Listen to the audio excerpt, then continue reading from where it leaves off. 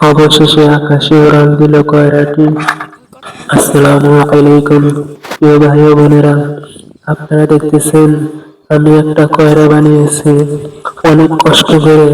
গত বছর এই কয়রাটা বানিয়েছিলাম এবং গত বছর আমি উড়াইয়েছিলাম, কিন্তু আজ সেই ভিডিও এই বছরে আমি ছাড়তেছি এডিট করে, কারণ সময়ের অভাবে আমি ছাড়তে পারিনি। হয়তো এখন সময় পেয়েছি তাই ভিডিওটি ছাড়তেছি।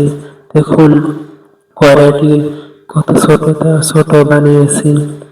কয়রাটি বানাতে অনেক কষ্ট হয়েছে, কিন্তু কয়রাটি উড়লো না ঠিক মতে, কারণ বেশি পাতলা হয়েছে এবং মাথার উপরে ভার কম হয়েছে, যে কারণে আমাকে 20 কাঠালি গাছ বেঁধে দিতে হয়েছে। আর একজন দড়ি ধরে আছে। আর পাশে যে ছেলেটা দেখতে পাচ্ছেন, সে হচ্ছে আমাদের পাশের গ্রামের বাড়িতেই থাকে। সেও আছে। আসলে ছোট বাচ্চারা এই ঘুড়ি ওড়াতে দেখলে অনেক মজা পায়, তাই তারাও আসছে।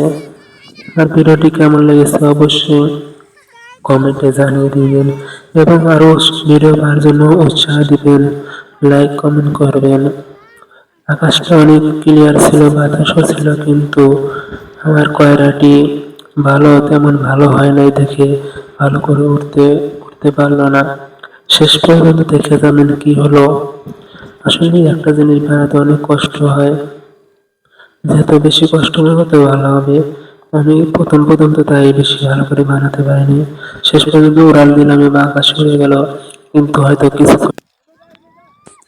আকাশে ঠিক মতো উঠছিল, কিন্তু একটু পরেই দেখুন গায়ে দিয়ে নিচের দিক পড়ে যাবে।